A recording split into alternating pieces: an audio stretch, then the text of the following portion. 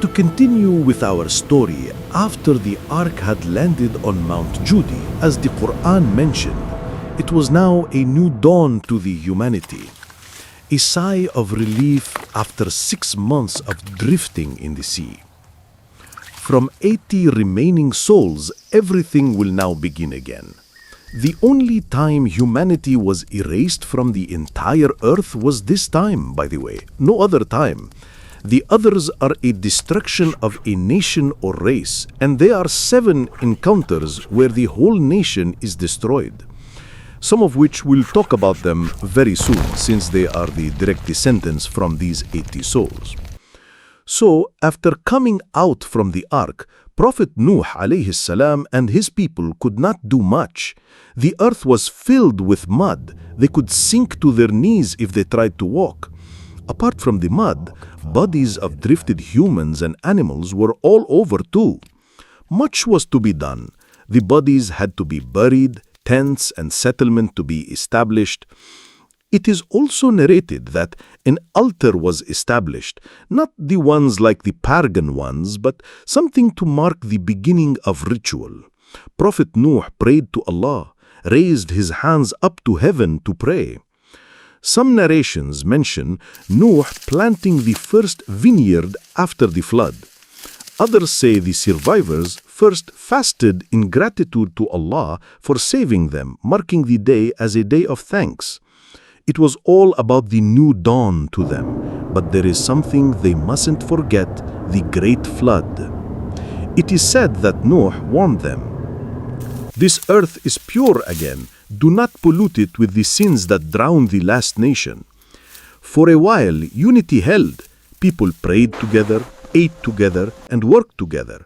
The ark became a sacred relic, its massive frame still lodged partly on the mountain slope.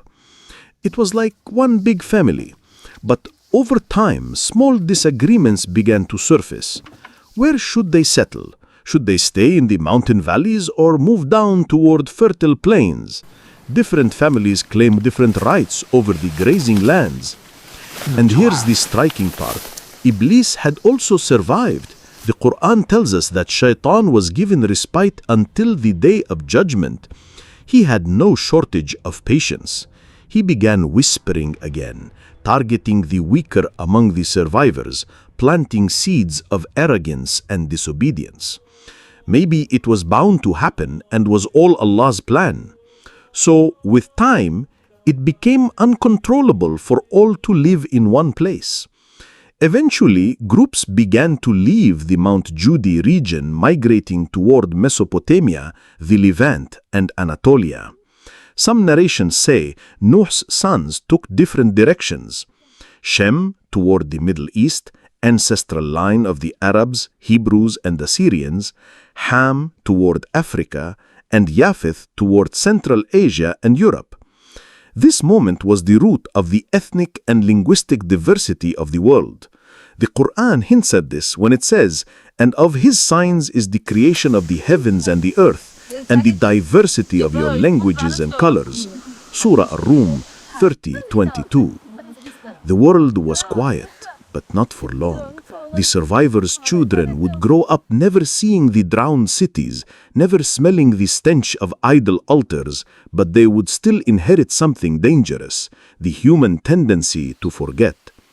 It wouldn't take more than a few generations for corruption to reappear, but for now, the earth was fresh, the skies were clear, and humanity's second chapter had just begun.